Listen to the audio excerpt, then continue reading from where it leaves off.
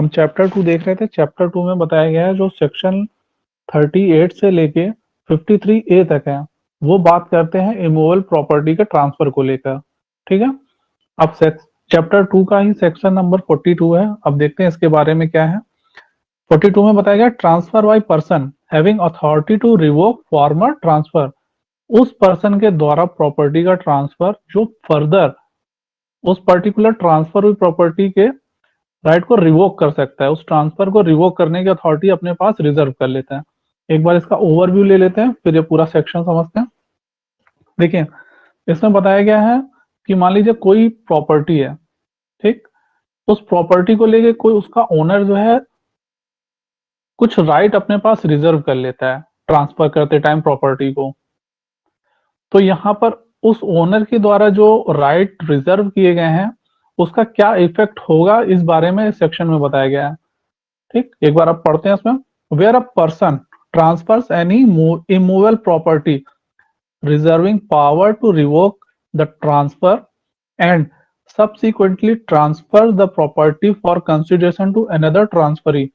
Such transfer operate in favor of such transferee,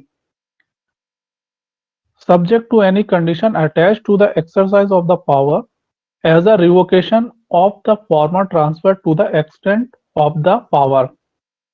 ठीक है, यहाँ पर बात की गई है जब कोई पर्सन प्रॉपर्टी को ट्रांसफर करता है, इमूवेबल प्रॉपर्टी के ट्रांसफर को लेकर जो उस प्रॉपर्टी के ट्रांसफर के राइट को रिवोक करने का राइट अपने पास रिजर्व कर लेता है, या जो प्रॉपर्टी ट्रांसफर की गई है उस प्रॉपर्टी को फर्दर किसी और को ट्रांसफर करने का राइट अपने पास रिजर्व कर लेता है।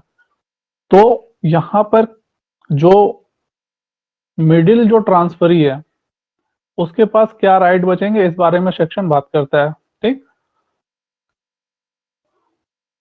एक एग्जांपल के थ्रू देखते हैं। पहले मान लीजिए ए है, ये उनकी प्रॉपर्टी है, इन्होंने बी को लीज पर दे दी।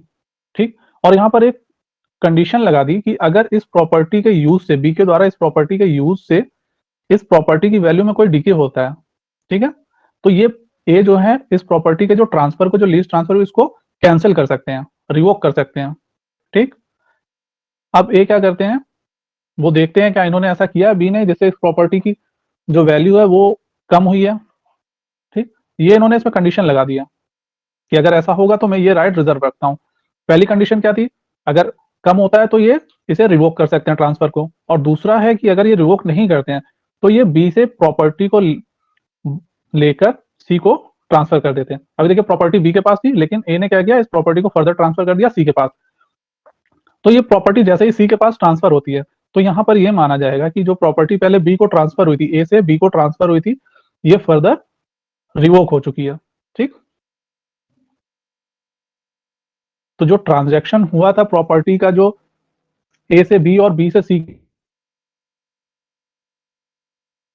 रिवोक कर सकता है राइट रिजर्व करने के बाद, या किसी थर्ड पर्सन को फर्दर ट्रांसफर कर सकता है। सी को इन्होंने ट्रांसफर कर दी, ठीक है, जैसे ही सी को इन्होंने ट्रांसफर की वैसे ही बी के पास जो प्रॉपर्टी को होल्ड करने का राइट था वो यहाँ पर रिवोक हो गया।